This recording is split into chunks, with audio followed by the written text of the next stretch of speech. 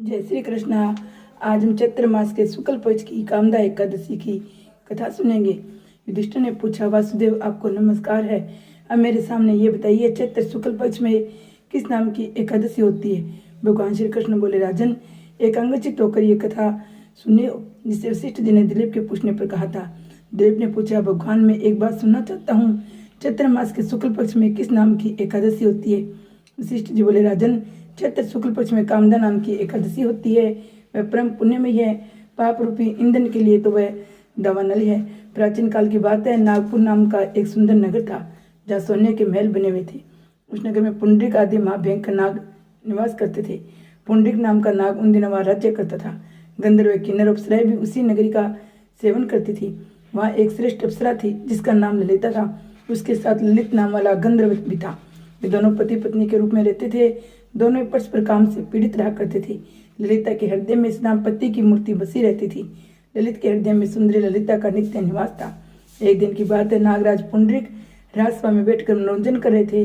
उसी समय ललिता का गान हो रहा था, किंतु उसके साथ उसकी प्यारी ललिता नहीं थी। गाते गाते उस ललित का स्मरण हुआ, अतः उसके पैरों की गति रुक गई, जीभ लड़खड़ाने लगी। नागों में श्रेष्ठ कंकोटक को ललिता के मन का संताप ज्ञात हो गया, अतः उसने राजा पुंडरीक को उसके पैरों की गति रुकने एवं गान में त्रुटि होने की बात बता दी। कंकोटक की बात सुनकर नागराज पुंडरीक आंखों क्रोध से लाल हो गई। उसने गाते हुए कामातु ललित को श्राप दिया, दुर्बुदे, तू मेरे सामने गान करते समय विपत्नी के वशीभूत हो गया, इसलिए राक्षस हो जा। महाराज पुंडरीक के इतना कहते हुए गंधर्व राक्षस हो गया। भयंकर मुख, विकराल आंखें, देखने मात्र से उसे उपजाने वाला रूप, ऐसे राक्षस होकर वह कर्म का फल भोगने लगा। ललिता अपने पति का विकराल आकृति देख मन ही मन बहुत चिंतित हुई। भारी दुख से कष्ट पाने लगी। सोचने लगी, क्या करूं, कहाँ जाऊं, मेरे पति पाप से कष्ट पा रहे हैं। वह रोती हुई घने जंगलों में पति के पीछे पीछे घूमने लगी। वन में उसे एक सुंदर आश्रम दिखाई दिया, जहाँ एक शांत मुनि बैठे थे। उनका किसी भी प्राणी के साथ वेर विरोध नहीं था। ललिता सिंगरता के साथ वहां गई। मुनि को प्रणाम करके उनके सामने खड़ी हुई। मुनि बड़े दयालु थे। उस दुखिनी को देखकर वे इस प्रकार बोले, ये शोभे, तुम कौन हो, कहाँ से आई हो, मेरे सामने सच सच बताओ। ललिता ने कहा, मुझे वीर धनवा नाम वाले गंधर्व है, मैं उन्हें महात्मा की पुत्र हूँ। मेरा नाम ललिता है। मेरे स्वामी अपने पाप दोष के कारण राक्षस हो गए हैं। उनकी अवस्था देखकर मुझे चैन नहीं है।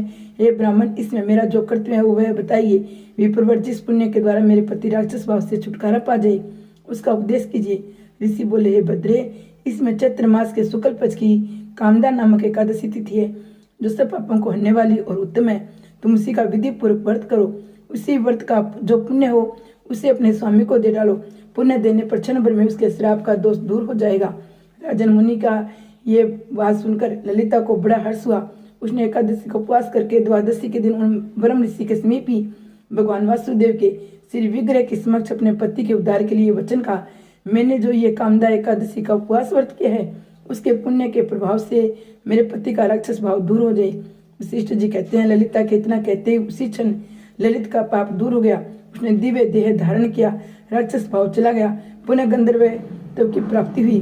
नरश्रेष्ठ वे दोनों पति पत्नी कामदा के प्रभाव से पहले की अपेक्षा अधिक सुंदर रूप धारण करके विमान पर आरूढ़ हो अत्यंत शोभा पाने लगे। ये जानकर इस एकादशी के व्रत का यत्न पूर्वक पालन करना चाहिए। मैंने लोगों के हित के लिए तुम्हारे सामने इस व्रत का वर्णन किया है। कामदा एकादशी ब्रह्म हत्या आदि पापों, पिशाचत्व आदि दोषों को दूर करने वाली है। हे राजन, इसके पढ़ने सुनने से वाजपेयी का फल मिलता है। जय विष्णु भगवान की जय। जय एकादशी माता की जय हो।